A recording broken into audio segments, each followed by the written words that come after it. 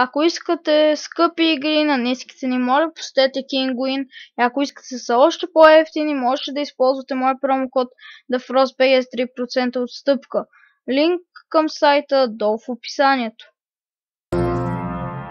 Take me.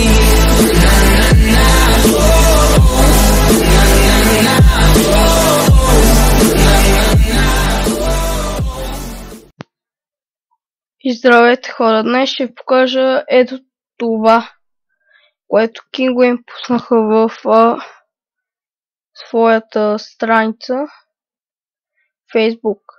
И то се отнася към партньорите им.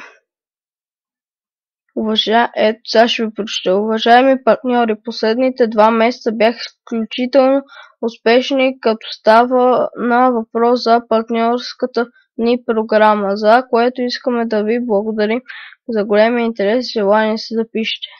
Партньорска. Ето този ред. Партньорска. Не спонсорска, партньорска, има разлика.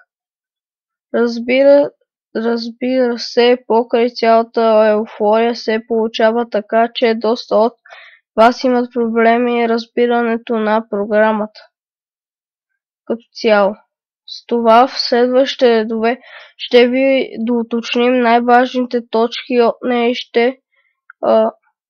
и ще ви дадем няколко съвета за хората с подрастващи канали.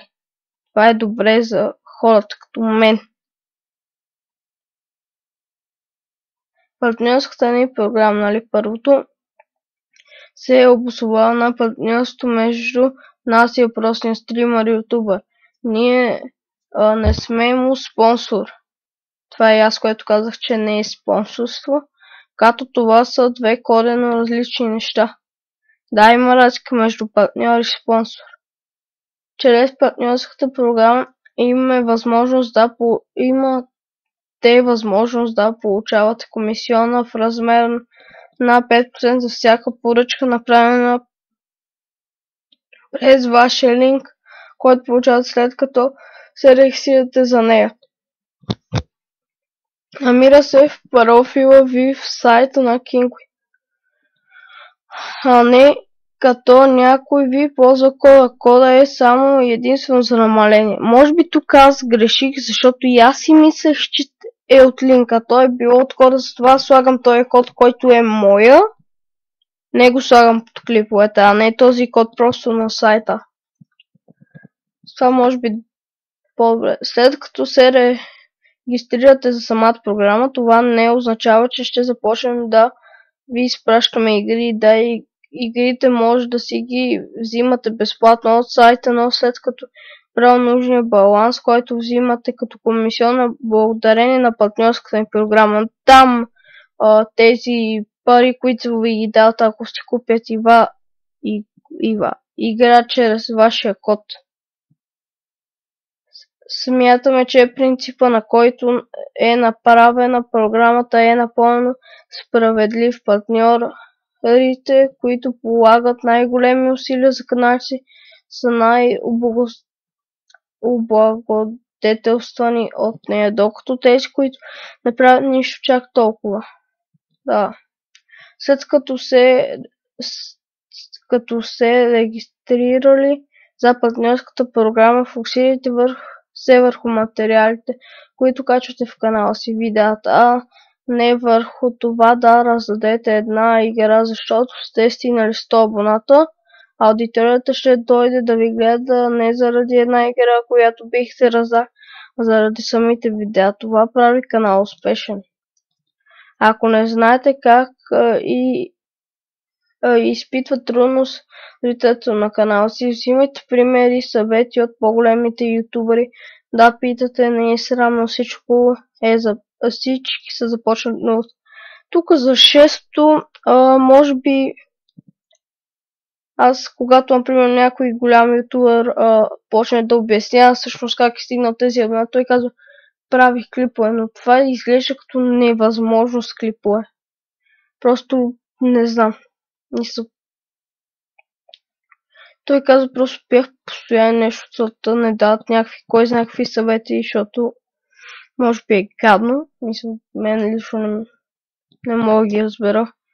Така, седмо, гивалейте са част от разбитото на канала. Много ги правете. Извинявам се.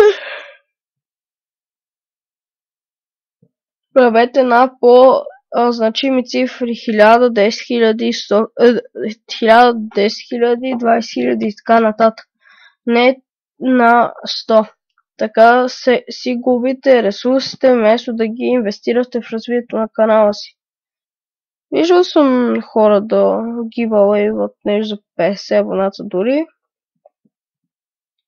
Но ако вече имаш ресурс, така, мисля, че прочетох всичко.